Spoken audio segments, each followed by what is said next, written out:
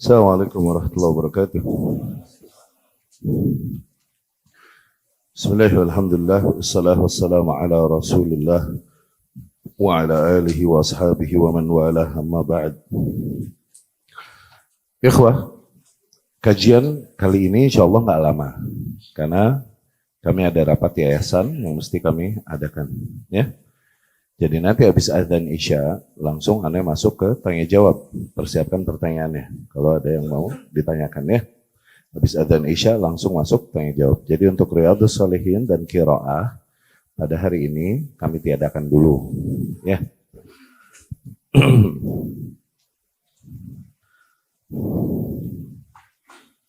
Baik, kemarin kita membahas tentang bab 123. Mengajarkan mindset yang benar bagi seorang muslim di dalam menjalani kehidupan, ya, dalam berusaha mengejar keutamaan Allah Subhanahu wa taala, mengejar rizki dan menempatkan ibadah. Sampai kepada perkataan al-Imam rahimahullah, wala taqul atrukul makasib wa akhudh ma a'tuni. Jangan kau mengatakan aku mau meninggalkan semua bentuk usaha dan aku akan mengandalkan apa yang diberikan oleh orang lain kepadaku, yakni ngandelin sedekah orang, ya. Ba'dun nas yaqul, Syekh Shalih Al-Fauzan hafizahullah menjelaskan di sini, sebagian orang berkata, ana mutawakkil 'ala Allah, aku mau bertawakal saja kepada Allah. Wa ana sa'ajlis lil ibadah wa li talabil ilm, aku mau fokus untuk beribadah dan menuntut ilmu. Wan nas yu'tunani, biarkan para manusia menghidupiku, memberiku. Wahada la yajuz. Mindset demikian keliru, tak boleh. Bal alaika an tatlubar rizq alladhi yakfik wa yakfi zawjatak. Justru yang wajib atasmu agar kau mengejar rizki itu yang mencukupimu dan mencukupi istrimu dan anak-anakmu, wa man fi baitik, dan orang-orang yang ada di rumahmu. Hadza minal ibadah. Dan mengejar rizki demikian pun adalah termasuk di antara bentuk beribadah kepada Allah Subhanahu wa taala. Fala tajlis tataharra sadaqatin nas. Maka jangan kau hanya duduk-duduk saja menunggu pemberian manusia. Bala 'alaika an tatlubar rizq. Ya. Allah Subhanahu wa taala berfirman, "Wa tazawwadu fa inna khairaz zadit taqwa."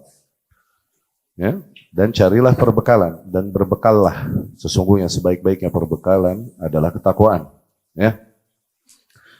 Allah Subhanahu, kemudian perkataan al-Imam rahimahullah, lam yaf'al hadza sahabah wala ulama ila zamanina hadza. Yani mindset demikian atau sikap demikian tidak dilakukan oleh para sahabat, tidak juga dilakukan oleh para ahli ilmu dari zaman ke zaman sampai zaman kita sekarang ini. Gitu. Yang tidaklah mereka berkata, aku mau menuntut ilmu saja dan beribadah dan biarkan orang yang menghidupiku. Ini enggak, bahkan para salafus saleh tidak demikian radhiyallahu anhum, ya, tidak juga para ahli ilmu. Mereka adalah kaum yang melakukan upaya sebisa mungkin juga untuk mencari rezeki, memenuhi kebutuhan dan kewajiban mereka, dan mereka memandang bahwasanya itu pun di antara bentuk ibadah kepada Allah Subhanahu wa taala. Jadi jangan seseorang berkata bahwa usahaku di dalam mengejar rezeki menyibukkanku dari ibadah. Kebalik, mengejar rezeki adalah di antara bentuk beribadah.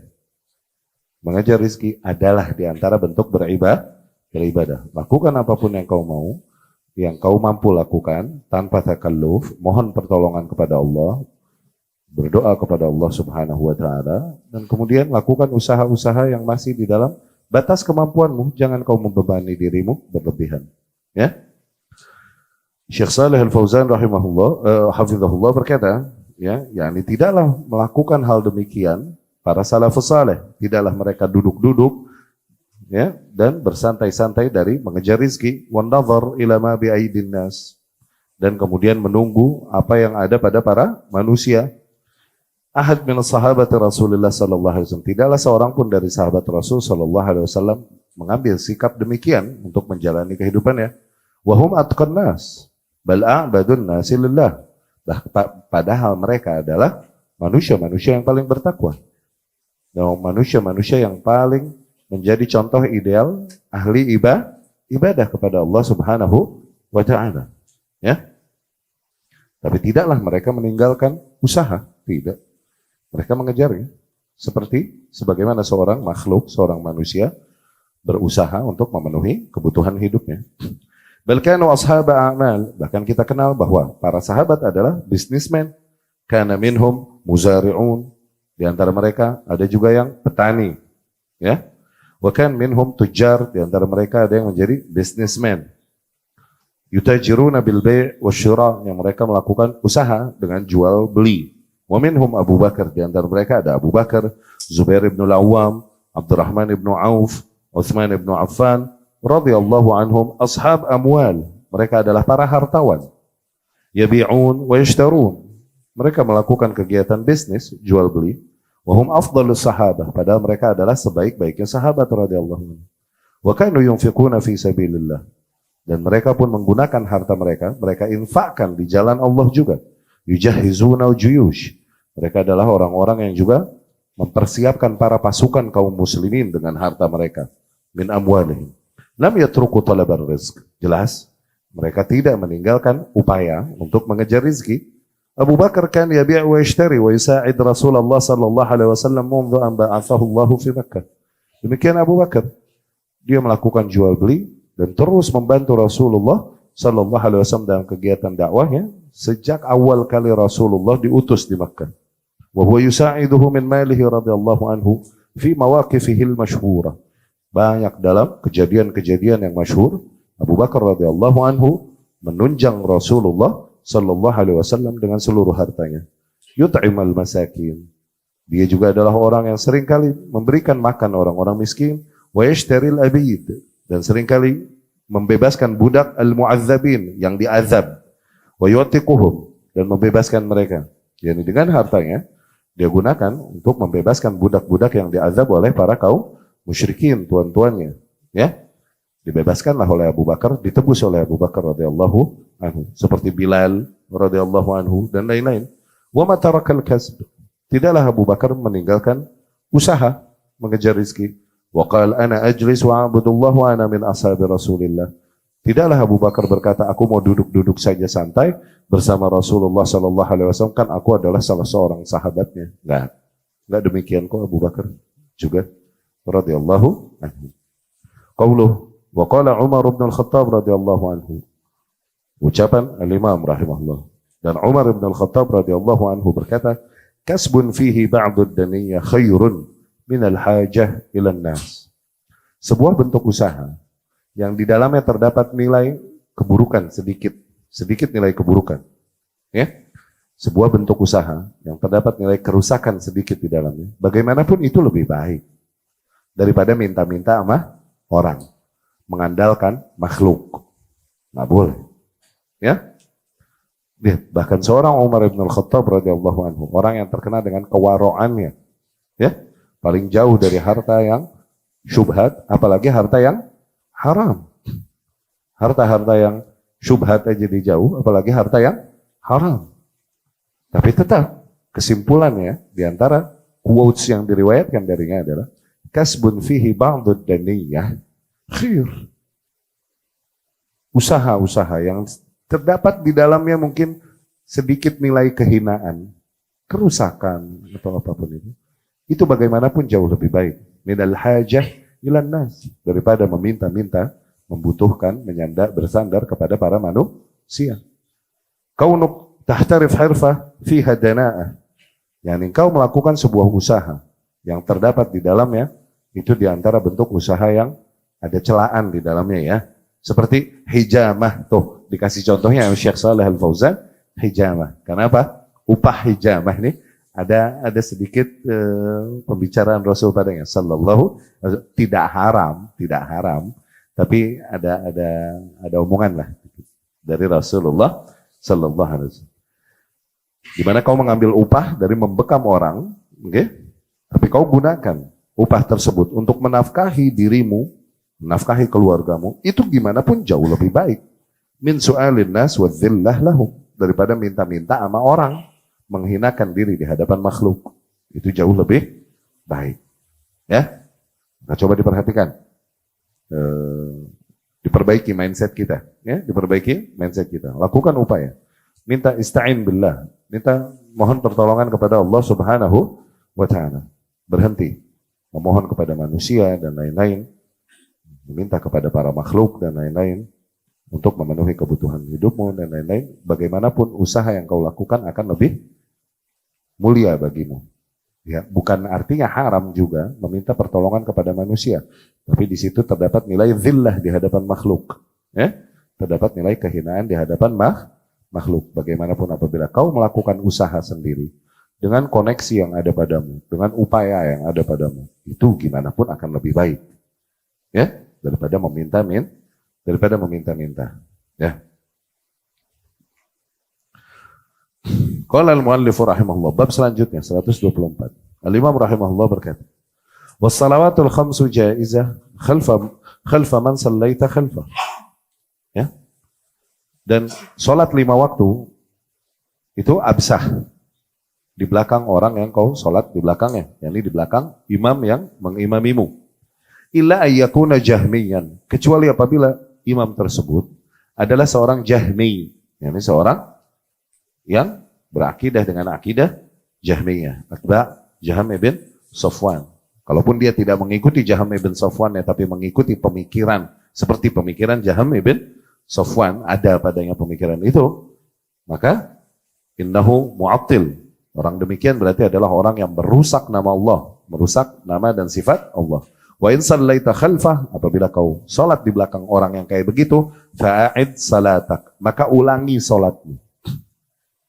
Wa in kan imamuk, dan apabila imammu yaumal jumu'ah jahmiyan, dan apabila imammu di hari sholat Jumat adalah seorang jahmiyan, ya, seorang yang berpemahaman jahmi, wahuwa sultan, tapi dia dari barisan penguasa, fasalli khalfah, maka tetap sholat di belakangnya, jangan kalian memisahkan diri. Wa a'id salatak, dan ulang lagi sholatmu di rumah nanti. Ya. Wa in kana imamuk minas sultan wa ghairihi sahib sunnah.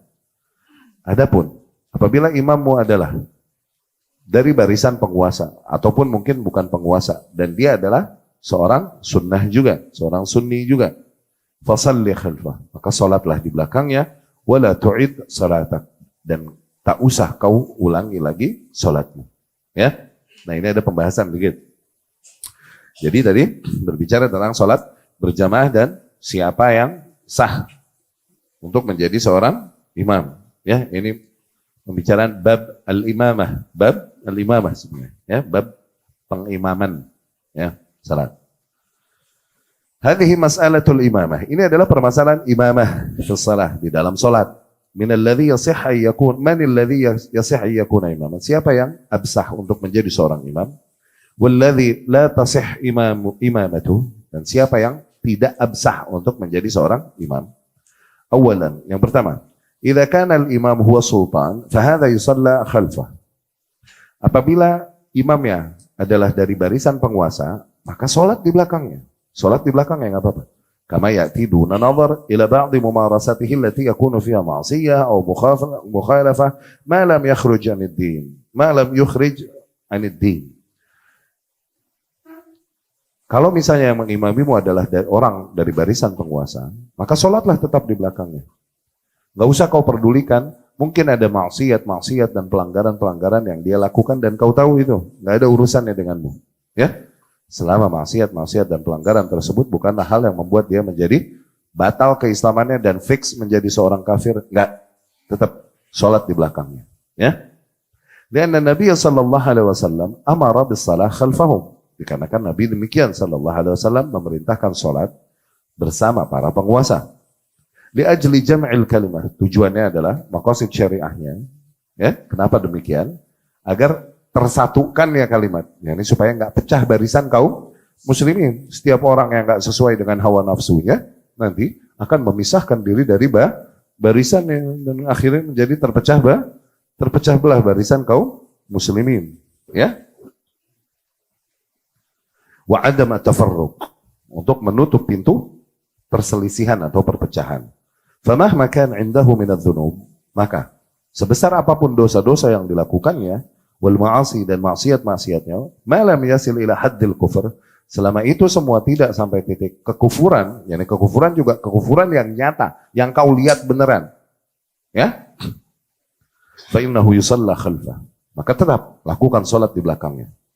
Min ajli jam'il kalimah khususan fil juma' wal a'yad. Tujuannya sekali lagi untuk menyatukan barisan kaum muslimin. Khususnya pada perayaan-perayaan yang syar'i. Perayaan-perayaan sholat yang syar'i seperti hari-hari Jumat dan Id. Hari Jumat dan Id. Ini selalu kita katakan ulang-ulang.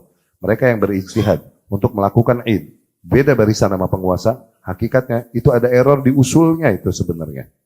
Errornya di usul itu. Ya, bukan masalah benar mana, ikut tanggal yang mana, bukan masalah itunya.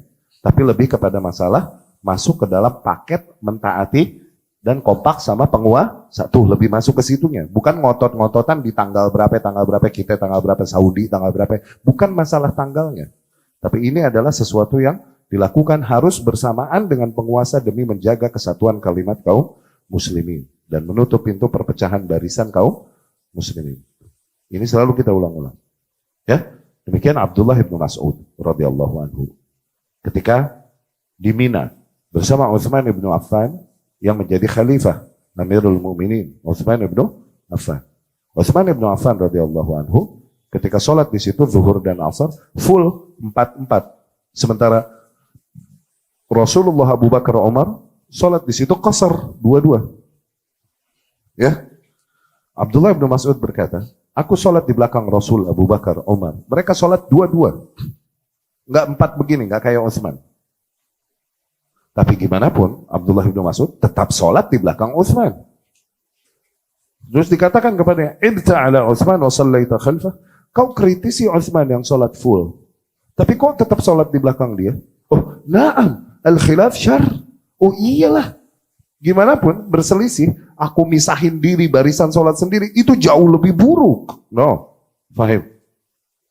Utsman pun radhiyallahu anhu punya ijtihad dan pertimbangannya sendiri dan lebih tepat.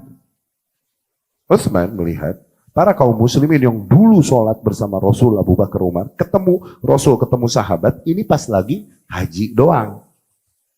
Pas bersama mereka sholat lohor, sholat asar 2 rakaat. Pulang ke kampung halamannya ke negeri-negeri yang jauh, mereka ngotot yang namanya lohor dan asar itu 2. Wallah gue sholat sama Rasul 2 kok. Begitu. Belum ada YouTube. Belum ada Ucup untuk belajar. Ya? Belum ada, informasi masih susah. Akhirnya Utsman berijtihad untuk mengembalikan hal ini. Dan dia berkhutbah. Ya'lamu annal qasra sunnah nabiyikum. Ketahuilah bahwasanya qasar ini sunnahnya Nabi kalian. Walakin huduth at-tigham, tapi munculnya orang-orang baru yang jauh dari asuhan para sahabat ini. Karena itu Utsman akhirnya sholat 4, menjelaskan lagi, mengembalikan perkara pada tempatnya, bahwa zuhur itu 4, asar itu 4. Tepat gak ijtihad Utsman? Tepat. Tapi anyway, kalaupun Abdullah ibnu Mas'ud benar, karena Rasul mencontohkan 2 Abu Bakar, 2 Umar, 2, oke? Yang punya hak ditaati, khalifah, penguasa, atau individu ahli ilmu? Yang punya hak ditaati siapa? Penguasa, bukan ormas, apalagi individu. Tetap hak Utsman untuk ditaati. Bukan ormas, bukan individu. Nah, sholat Jumat, sholat apa? Sholat zuhur, sholat asar. Hukumnya apa? Sholat wajib kita ngalah, ngikut sama penguasa. Segala sholat id wajib apa enggak? Masa mau ngotot misah barisan sama penguasa? Yang wajib kita ngalah demi ikut penguasa.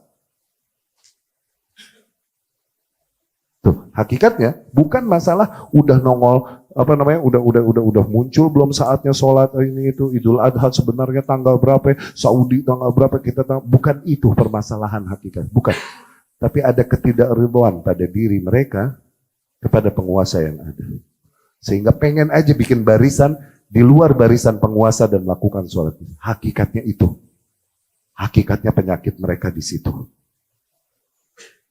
Karena kalau mereka faham bab imamah, bab taat sultan, bukan langkah itu dan pendapat itu yang mereka ambil. Wala ara, dan Anda nggak melihat itu termasuk perkara ijtihadiyah. Karena banyak dibahas di kitab-kitab usul akidah, di dalam akidah wasitiyah Ibnu Taimiyah menyebutnya, di sini disebut juga. Itu bukan perkara ijtihadiyah. Kalaupun terdapat ijtihad di situ peluang, iya, untuk penguasa yang berhak ditaati, bukan kita. Ya, wallahu a'lam. Khususnya di dalam Jumat dan Id, kadzalika fil faraid, demikian juga di dalam salat-salat fardu. Wa in kan waliyul amr jahmiyan, dan apabila seorang penguasanya tersebut adalah seorang yang berpemahaman Jahmiyah, fa innaka tusalli khalfah, tetap kau salat di belakangnya. Wa tu'id salatak, tapi kau ulangi salat. Ya. Kau ulangi salat tetap. Ya. Thaniyan, idza kana al-imam al-fasiq ghair sultan. Nah, kemudian apabila kasus imamnya seorang fasik, yakni banyak melakukan kabair, okay? Tapi dia bukan penguasa. Nah, gimana?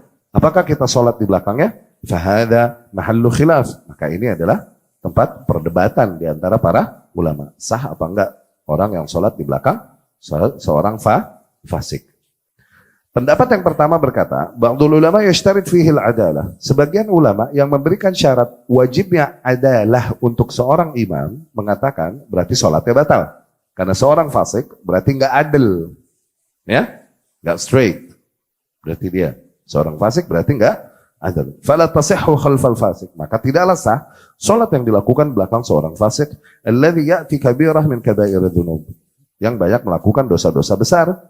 Duna syirk, kalaupun bukan dosa syirik. Qalu la yusalla khalfah, mereka berkata kalau bisa nggak usah sholat di belakangnya. Li'annahu laisa bi'adl, dikarenakan dia bukanlah seorang yang adil, ya, yang dipercaya. Ya, wala yuttakhadh imaman, dan yang kayak gitu harusnya nggak usah dijadikan imam. Pendapat yang kedua, madama annahu muslim, pendapat yang kedua adalah selama dia adalah seorang muslim, tasihhu salatuhu fi nafsi fa innaha tasihhu shalah khalfah. Selama salat dia pada dirinya sah, dia sah nggak salat? Seorang banyak melakukan dosa besar, tapi dia salat memenuhi syarat salat. Sah nggak salatnya? Sah aja. Nah, apabila sah untuk dirinya, maka sah untuk orang-orang di belakangnya. Ya? Fa yusalla khalfa kulli muslim. Maka sholatlah di belakang setiap muslim. Walau kan indahu syai'un minal ma'asi duna syirk. Kalaupun mereka banyak melakukan dosa-dosa besar selain syirik. Wa dunal kufr, selain kekufuran. Fa innahu yusalla khalfah. Tetap sholat di belakangnya. Wa hadza zahir kalamil musannif. Nah, ini adalah sepertinya condongnya pendapat al-Imam rahimahullah ke pendapat yang ini, ya. Karena ikhwatu rahimakumullah, kita nggak tahu siapa yang ngimamin kita. Udahlah, dia muslim, udah. Dan kita juga nggak tahu dia Jahmi atau bukan. Nah, ini kan pembahasan nantinya, ya. Oke? Dia seorang Jahmiyah apa bukan, kita nggak tahu. Ya kan? Atau mungkin Jahmiyah, oke. Tapi dia adalah orang yang terkena uzur ketika dia berpemahaman Jahmiyah. Bukan seorang ulama yang menyeru kepada madhab Jahmiyah awam yang kebetulan ditunjuk oleh masyarakat untuk ngimamin di situ. Sah dan nggak usah diulangin sholatnya. Faham? Kalaupun mungkin ada sedikit error padanya, pada asma was, sifat dan lain-lain, tapi dia bukan ulama dan bukan ahli ilmunya dan bukan orang yang memerangi ahlu sunnah di dalam bab asma was, sifat. Udah sah dan gak usah diulang. Deh, sah, dia muslim, insya Allah. Ya, terus Ustaz aneh tahu nih dia rada syirik nih, itu. Dia melakukan itu berangkat dari apa yang berjalan pada kaumnya, dia melihat itu adalah diantara bentuk-bentuk beribadah, belum didirikan hujah atasnya, masih diberikan toleransi kejahilan mungkin, kalaupun ditokohkan oleh kaumnya. Di kita ini orang yang udah ditokohkan, dibesarkan aja bisa jadi kita tolerin, dia jahil masih, karena emang hakikatnya nggak tahu.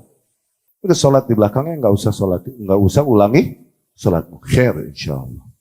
Ya, kecuali emang benar dia seorang yang melakukan kekufuran, kesyirikan, telah didirikan atasnya hujah, namun dia mengingkarinya dan mengingkari orang-orang yang menyerukan kepada tauhid dan sunnah.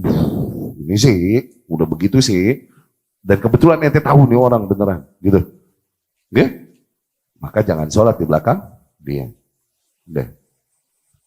Tapi tayyib sampai ke sebuah masjid, kita nggak tahu nih imamnya siapa, akhirnya bikin barisan sendiri sholat. Lah, ini bertentangan dengan maqasid syariah nanti untuk menyatukan kalimat kaum muslimin dan barisan salat di belakang. Tawakkal ala Allah, khair insyaallah. Ya. Tayyib. Kemudian kita lanjutkan. Qala al-muallif rahimahullah, Imam rahimahullah berkata, wal iman bi anna Abu Bakar wa Umar rahimahumullah rahmatullah alaihima, dan mengimani bahwasanya Abu Bakar, Umar radhiyallahu anhuma wa rahmatullah alaihima fi hujrah Aisyah radhiyallahu anha. Mereka berada di dalam kamarnya Ummul Mukminin Aisyah radhiyallahu anha ma'a Rasulillah sallallahu alaihi wasallam, bersama Rasulullah sallallahu alaihi wasallam. Qad dufina hunalika ma'a. Abu Bakar dan kita mengimani Abu Bakar dan Umar telah dikubur di situ bersama Rasulullah sallallahu alaihi wasallam. Fa idza ataita al-qabr, dan maka apabila kau mendatangi kubur, yakni kuburan Nabi sallallahu alaihi wasallam, fataslim alaihima ba'da Rasulullah sallallahu alaihi wasallam wajib. Maka memberikan salam kepada Abu Bakar dan Umar setelah memberikan salam kepada Rasul wajib. Ya, apabila kau mendatangi kuburan Rasulullah sallallahu alaihi wasallam. Ya. Lamma tuwfiya Nabi sallallahu alaihi wasallam ikhtalafa an-nas aina yadfinunah. Ketika Nabi sallallahu alaihi wasallam meninggal dunia, para manusia berselisih, di mana nih kita mau mengubur Nabi sallallahu alaihi wasallam? Hal yadfinunahu ma'a ashabihi fil Baqi'? Apakah kita mengubur Nabi bersama para sahabatnya di Baqi'? Baqi' ya, di dekat juga situ. Au madza ya'malun, atau kudu gimana nih? Fadzukira lahum hadits anhu sallallahu alaihi wasallam. Akhirnya seseorang menyampaikan sebuah hadis dari Rasulullah sallallahu alaihi wasallam yang didengarnya. Anna Nabi sallallahu alaihi wasallam, anna Nabi yudfan haitsu yamut, bahwasanya para nabi alaihi wassalatu wassalam itu mereka dikubur di spot di mana mereka meninggal. Di spot itu mereka meninggal, di spot itu mereka dikubur. Para nabi itu begitu. Alaihi wassalatu wassalam. Ya? Maka dari situ inhallatil mushkilah. Maka bereslah perselisihan tersebut. Fadafanu, akhirnya mereka sepakat untuk menguburkannya tahtal firash, di bawah kasurnya. Alladzi mata alaihi, yang dimana beliau sallallahu alaihi wasallam meninggal di atasnya, alaihi salatu wasalam, fi hujrah Aisyah, di kamar Ummul Mukminin Aisyah radhiyallahu anha, li'annahu murrid fi baiti Aisyah, dikarenakan ketika sakit Nabi sallallahu alaihi wasallam dirawatnya di rumah Ummul Mukminin Aisyah. Minan nahya al-ukhra, dan dari sisi lain, annahu law ubriza qabruh, dari sisi lain, apabila kuburan Nabi SAW di tempat yang terbuka dan tampak, seperti misal dikubur di Baqi', la hasala bidzalika al-ghulu wa tazahum an-nas ala qabrih. Bisa jadi terjadi ghulu di dalam agama dan para manusia nanti ngumpul ke situ, ya. Fali ajli siyanatihi wa himayatihi dufina fi baitihi, maka dengan tujuan untuk menjaga Rasul, ya, dari sikap-sikap yang tidak seharusnya, dari situlah Rasul sallallahu alaihi wasallam dikubur di tempatnya dikubur. Lihadza qalat Aisyah, dari situ Ummul Mukminin Aisyah berkata, lamma dzakarat haditsan nahyi 'anil ghulu fil qubur, ketika Ummul Mukminin Aisyah menyampaikan hadis larangan untuk berlebihan di dalam kuburan, wa annal yahud wan nasara ghalau fi qubur anbiya'ihim, dan bahwasanya kaum Yahudi dan Nasrani mereka bersikap ghulu pada kuburan-kuburan nabi-nabi mereka, haitsu takhadhuha awthana, di mana mereka menjadikan kuburan-kuburannya tersebut sebagai berhala-berhala, sebagai keramat-keramat. Qalat Ummul Mukminin Aisyah berkata, walaula dzalik la ubriza qabruh, kalau bukan demi prevent hal tersebut gitu, demi mencegah terjadinya praktek tersebut pada kuburan Nabi sallallahu alaihi wasallam, niscaya kuburan Nabi akan di tempat yang tampak. Ya. La ubriza qabruh, walakin khasyya an yuttakhadha masjidan. Tapi takut dijadikan tempat yang disucikan oleh kaum muslimin, jadi masjid dan lain-lain. Dikhawatirkan demikian, makanya dikubur di situ. Fabayyanatil hikmah min dafnihi fi baitihi alaihi salatu wassalam. Dari situ jelaslah hikmah mengapa Nabi sallallahu alaihi wasallam dikubur di dalam rumahnya. Wa kana baituhu kharijal masjid. Pada saat itu rumah Nabi itu di luar masjid, di luar area masjid. Ya. Lianna hujaran Nabi taktanif al-masjid min jihati syarq wa min jihatil janub. Karena rumahnya Nabi sallallahu alaihi wasallam ini nempel sama masjid dari sisi timur dan dari sisi janub, selatan. Ya. Fabaqiya sallallahu alaihi wasallam fi baitihi maqburan kharijal masjid. Akhirnya Nabi sallallahu alaihi wasallam berada di situ, dikubur di luar masjid. Ila an arad, sampai sebuah zaman, yaitu zamannya Al-Walid ibnu Abdul Malik, ia mau melakukan perluasan Masjid Nabawi. Fa adkhalal hujrah. Nah, disitulah terjadi mulai kamarnya tersebut yang merupakan rumahnya Aisyah radhiyallahu anha dimasukin ke dalam area masjid. Ya, fa'adkhala al-hujra fihi ala ma hiya alaihi. Lam yughayyir fiha syai'an wa innama udkhilat bihujjah at-tawsi'ah lil masjid an-nabawi. Ya. Dimasukkan tuh hujahnya untuk melakukan perluasan pada Masjid Nabawi. Wa illa fahuwa fi baitihi alaihi salatu wassalam la yuzar fi baitihi wa laysa fil masjid. Ya. Thumma lamma tuwfiya Abu Bakar radhiyallahu anhu dufina ma'a Rasulillah sallallahu alaihi wasallam khalfa dhahri. Dan kemudian ketika Abu Bakar radhiyallahu anhu meninggal, dikuburlah Abu Bakar bersama Rasul sallallahu alaihi wasallam, ya. Di belakang Rasulullah sallallahu alaihi wasallam ikraman lahu, sebagai bentuk penghormatan bagi Rasul sallallahu alaihi wasallam wa mizah, dan sebagai bentuk kemuliaan bagi Rasulullah sallallahu alaihi wasallam. Jadi gini, di zamannya Walid bin Abdul Malik, ini di zaman khilafah Umayyah. Kaum muslimin dari penjuru bumi datang. Sementara kuburan Masjid Nabawi ini kecil. Akhirnya tumpah-tumpahlah. Nah, Walid bin Abdul Malik bertekad dan sangat yakin untuk melakukan perluasan Masjid Nabawi waktu itu. Dia perintahkanlah gubernurnya Madinah. Gubernur Madinah waktu itu Umar bin Abdul Aziz. Ya, keluarga kerajaan dan juga seorang ahli ilmu, ulama, penuntut ilmu dan ahli ilmu dia nih. Bertakwa kepada Allah. Ketika dapat perintah dari Syam, dari pusat kan Syam, okay?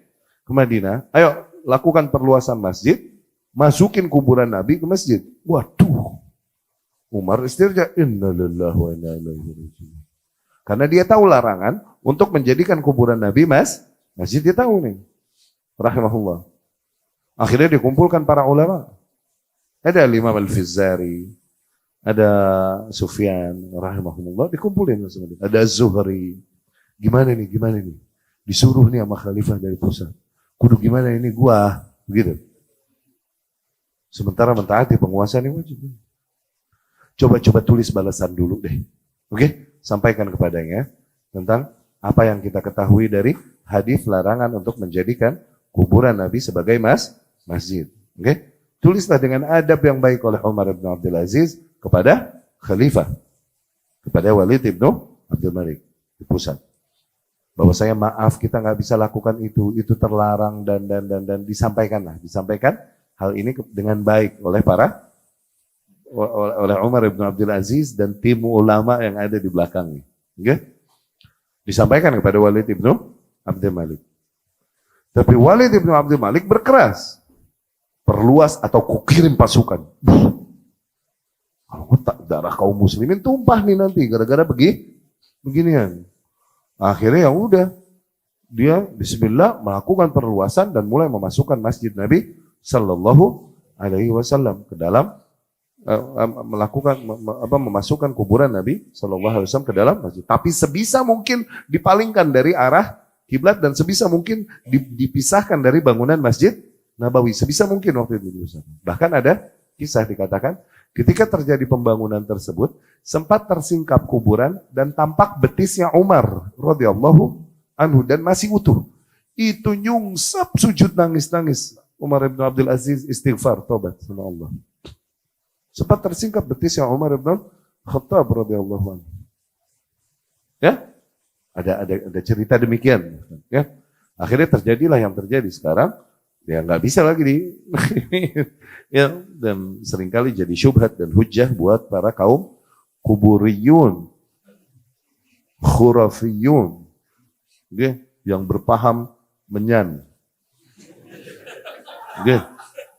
Mau semodern apapun gadget yang ada di tangannya, tetap di hatinya kuburan ame menyan. Kalaupun di tangannya iPhone dengan teknologi paling tinggi, tapi di hatinya kuburan ama menyan. Ini jadi hujjah untuk menjadikan kuburan dan masjid disatukan. Ceritanya itu begitu waktu itu. Ya, tapi sebisa mungkin apabila kita lihat posisinya sebenarnya terjauhkan sih dari masjid, dari dari barisan sholat dan lain-lain, terjauhkan sih sebenarnya itu. Tapi ya tetap kehitungannya kelihatannya adalah di dalam masjid itu. Ya, wallahu a'lam.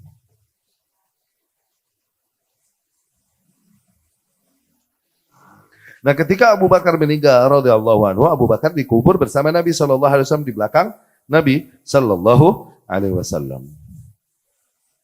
Li'annahu kan mulazimahu sahibahul mulazim lahu fi hayatihi fadufina ma. Karena kan dia adalah sahabatnya yang senantiasa bersamanya di dalam kehidupannya. Oke? Sehingga dikubur bersama. Dan ketika Umar bin Khattab meninggal dunia, kanat Aisyah, tadinya Ummul Mukminin Aisyah turid an tudfan. Ummul Mukminin Aisyah bertekad, aku mau dikubur di sini bersama suamiku, yakni Rasulullah dan ayahku di sini. yakni in the same spot. Tadinya maunya begitu Ummul Mukminin Aisyah radhiyallahu anha.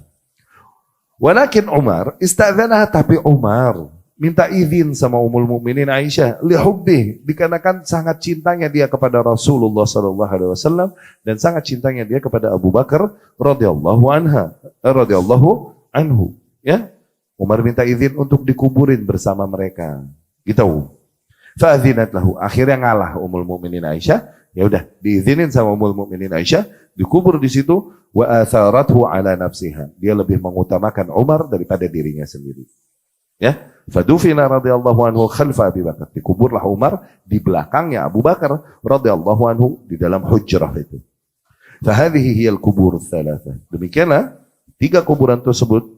Kuburun Nabi sallallahu alaihi wasallam mimma yalil qiblah, thumma qabr Abi Bakar, thumma qabr Umar. Kubur Nabi sallallahu alaihi wasallam menghadap kiblat, belakangnya kuburan Abu Bakar, belakangnya kuburan Umar radhiyallahu anhum. Di dalam kamarnya Ummul Mukminin Aisyah. Adapun Aisyah sendiri radhiyallahu anha ketika meninggal dunia akhirnya dikubur di Baqi' bersama para sahabat Rasulullah sallallahu alaihi wasallam. Jadi ithar tuh lebih mengutamakan saudaramu atau sahabatmu atau sesuatu yang kau pun sebenarnya menginginkan. Ithar.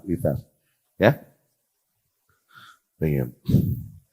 Ada riwayat yang mengatakan Ummul Mukminin Aisyah radhiyallahu anha ketika Umar bin Khattab radhiyallahu anhu dikubur di situ, akhirnya di dalam rumah pun Ummul Mukminin Aisyah radhiyallahu anha nggak pernah buka auratnya. Di dalam kamarnya nggak pernah buka aurat. Tetap dia pakai karena ada Umar di situ. Wara' dan fikihnya Ummul Mukminin Aisyah radhiyallahu anha. Karena di situ ada Umar. Ya, kalau ada Rasul ada ayahnya ya nggak apa-apa buka aurat. Tapi ada Umar di situ, radhiyallahu anhu. Dari situ dia nggak pernah buka aurat, hatta di dalam rumahnya. Bahkan nggak ada yang bilang nggak pernah buka cadarnya di dalam rumahnya nggak tuh, ya? Radhiyallahu anha ummul mukminin. Fayajibul iman bidzalik, maka wajib mengimani hal tersebut. Lianna ma'rifata dzalik, ma'rifah qabrin Nabi, dikarenakan mengetahui hal tersebut adalah pengetahuan tentang kuburan Nabi dan kubur kedua sahabatnya terdapat faidah bagi kaum muslim. Tujuannya adalah apa? Ada amalan yang didapatkan dari situ, yaitu apa? Memberikan salam kepada Nabi SAW, kepada Abu Bakar dan kepada Umar radhiyallahu anhu. Ya, faidahnya itu ada faidah amal. Ya. Wa yazuruhum, dan di situ juga di mana seorang muslim menziarahi mereka, yusallim ala Nabi wa ala sahibai, memberikan salam kepada Nabi SAW dan kepada kedua sahabatnya, dan dari situ seorang muslim mendapatkan pahala yang besar. Ya. Yaitu pahala ziarah dan pahala salam. Ya. Baik, kita dengarkan dulu azan. Aku qouli hadza wa astaghfirullah li wa lakum.